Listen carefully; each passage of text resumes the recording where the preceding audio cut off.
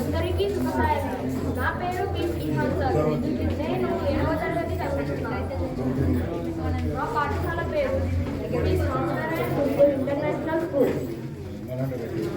నేను ఇప్పుడిప్పుడే సాహిత్యంలో అడుగులు వేస్తున్నాను. మా గురువుగారు నాకు నేర్పించిన ప్రక్రియ పేరు సప్తపది. నేను 17 సప్తపదులు రాశాను. అందులోని 10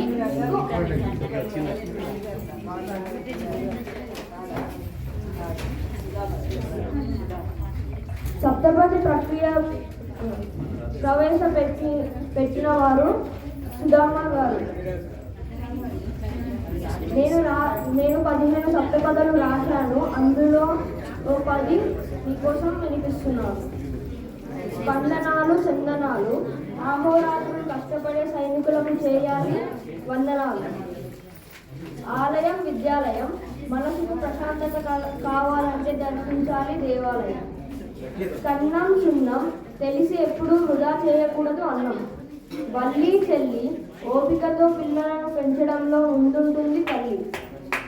బొమ్మ కమ్మ రుచికరమైన వంటలు వండటంలో ఆరితేరిన వారు అమ్మ.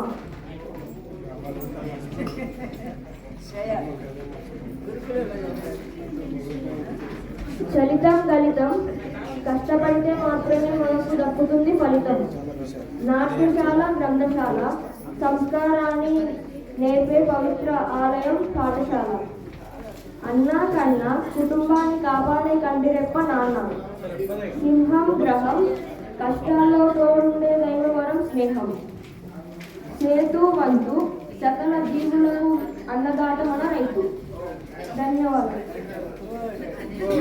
బాగా చెప్పేవాళ్ళ ఇంకొక అబ్బాయి చిన్నపిల్లడు ఎవరు